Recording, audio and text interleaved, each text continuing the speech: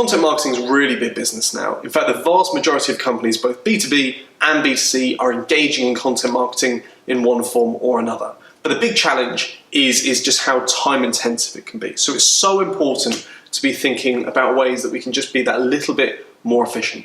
The first thing to say on this is the importance of having a clear strategy, a clear framework in place. That shouldn't really need saying, but the vast majority of companies don't have one, and they expect someone to go on a social media or the blog and create really compelling content just off the top of their heads. It's such a draining and exhausting and inefficient way of operating.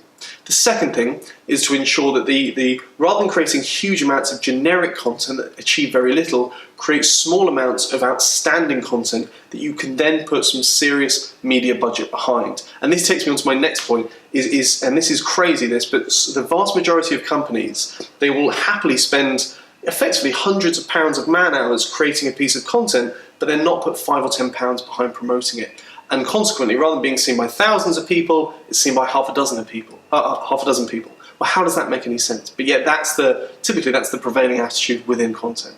It's crazy.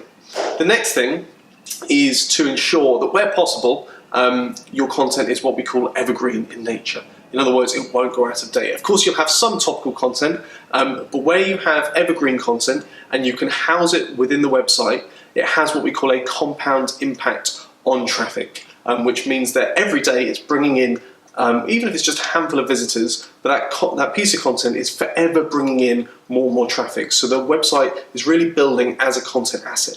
But of course you can also reuse that, repurpose that content on social media time and time again. So it's just a really efficient way of working. The final thing is to say that the content should be distributed across all channels. So create once, distribute everywhere. Across social media, across email, across your blog, everywhere. So I hope that helps. As I said, it's a fantastic opportunity. You've got to be all over content, but you just need to be thinking really smartly about how you're using your resources. See you next time.